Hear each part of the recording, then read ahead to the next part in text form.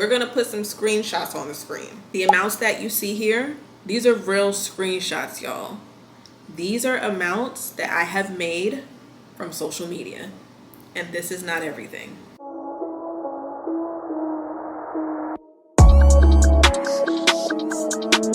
Hey my loves, thank you for coming back. If you're new here, my name is Amber. I'm a content creator and I'm also a professor outside of social media. Before we get started, make sure you hit that subscribe button because I will be coming out with more videos to teach you how to make money on social media, grow that following, and make quality content, period. So today we're going to be getting into how much money I've made on different platforms and what techniques I've been using. So I got started on social media in 2022. I did not start making money until 2023.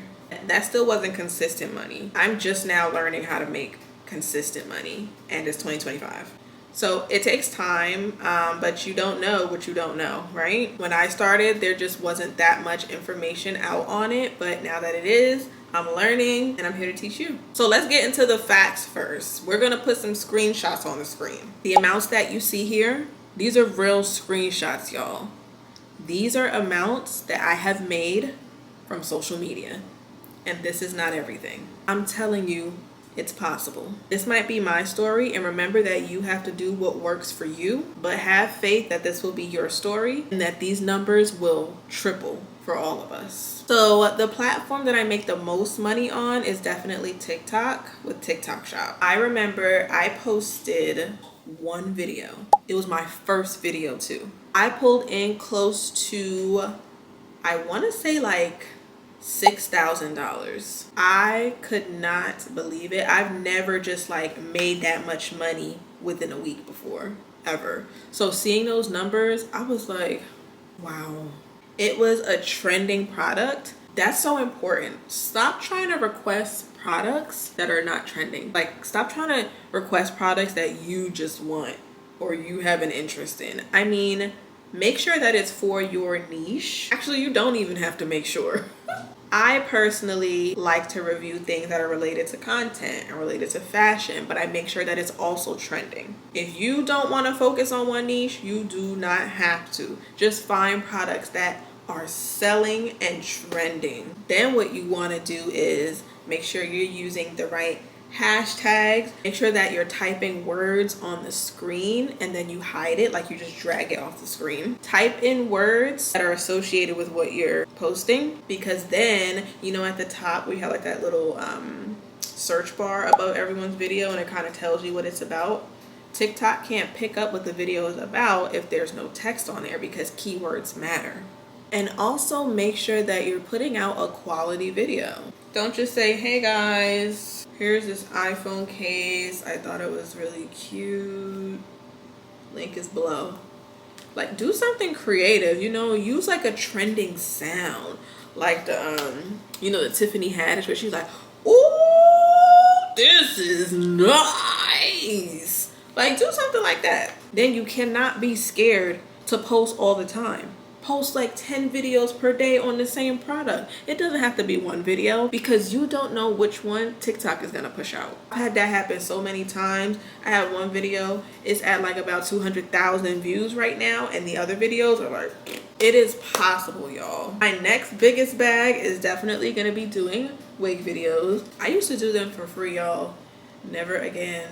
I'm never doing a wig video for free again. So typically when the companies reach out to you, they ask you how much you charge, tell them, and like ever since I did one, it's like the other wig companies, they see your videos and they reach out to you for more. So make sure you have an email address in your bio on all platforms. And then my suggestion is go high. Go higher than what you would normally charge, because then they're 9 times out of 10, they're gonna try to meet you in the middle or try to lowball you, but they might lowball you to what you actually would charge. Does that make sense? So these are some screenshots of me just cashing out from PayPal. I honestly feel like I need to be charging more, but I'm working on it. I could easily bring in like $2,000 to $3,000 if I were to do it consistently. I don't love doing wig videos, but it does bring in money, so I gets to it. I mostly post it on TikTok. I used to post it on Instagram, but my following is not as big on Instagram as it is on TikTok. Plus, you can attach TikTok shop links. So not only do they pay me up front,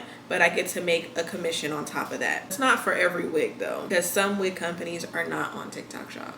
And if they're not on TikTok shop, make them pay you more. Don't be afraid to run up them pockets, okay? The next way I make money is on Amazon. I am in the Amazon Influencer Program. For some reason you don't qualify for the Amazon Influencer Program, you can still be an Amazon affiliate. The thing with Amazon is you just need people to click your link. That's the goal. So at least with the Amazon Influencer Program, let's say that I'm promoting this laptop case, which is actually on Amazon.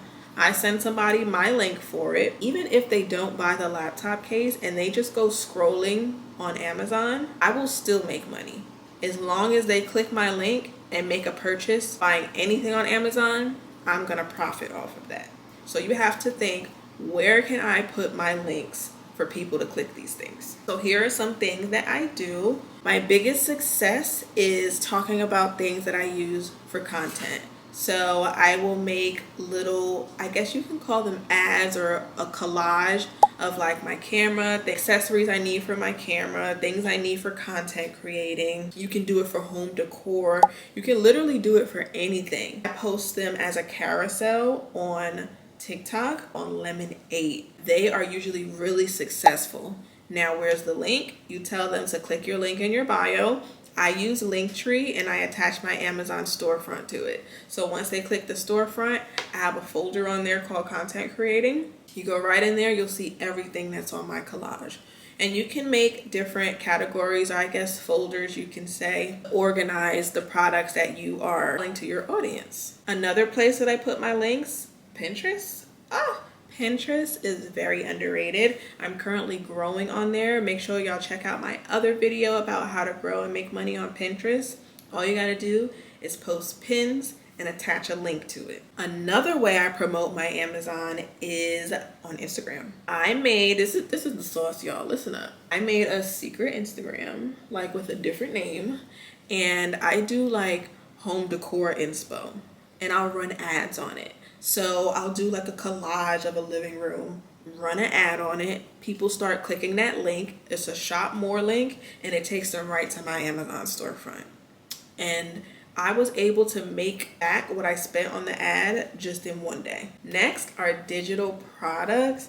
Digital products are so big right now. Digital product can really be anything. It can be anything from a how-to book to a planner or printable pages. These are actually digital products. They just came from Etsy and I purchased them and all I had to do was print them out. You can sell things like this. You just need, again, people to click your link to buy, right? So the digital products that I sell, they are on Etsy and I have them on my Wix site. Those two links are in my Linktree. How I market my digital products are on Pinterest. I create ads for it. I used to do it on Instagram, just making like quick 6-second reels, trying to let the girls know that they could be financially free if they start selling digital products themselves. Digital products is not like my number one, but I have found some success. It's my least amount of success, but I would like it to be at the very top because you put in limited amount of work with that, especially when you get products that are done for you already. All you got to do is purchase it, and as long as it comes with the license to resell, you can claim it as your own. After all of those streams of income, I want you guys to comment below and let me know which one I should go into more detail about. There are literally so many ways to make money and there's so much money to be made. I'm still learning myself, but I feel like I'm doing very good for myself, and now I'm pursuing my dreams to be full-time. I have been able to make more money than I have with just like a regular 9-to-5. Is it easier? Absolutely not. This is the hardest job I've ever had in my life. But it's rewarding because I enjoy it. You have to be working literally every single day, hour on the hour. Everything is content. You just have to pick what works best for you. And right now I'm trying to get into a little bit of everything so I can see what really works for me, and having multiple streams of income is the way to go. You see what's happening now, like with TikTok. We need to have more control over what we make. I hope this video was inspirational for y'all. Again, let me know what you want me to go into more detail on. I have no problem being open and transparent. There's no gatekeeping over here. I want us to all win. So do me a favor and please like this video if you found it informative, and make sure you subscribe because I have tons more to share with you. Remember, I'm a professor outside of this, y'all. I teach for real, for real. See y'all next time.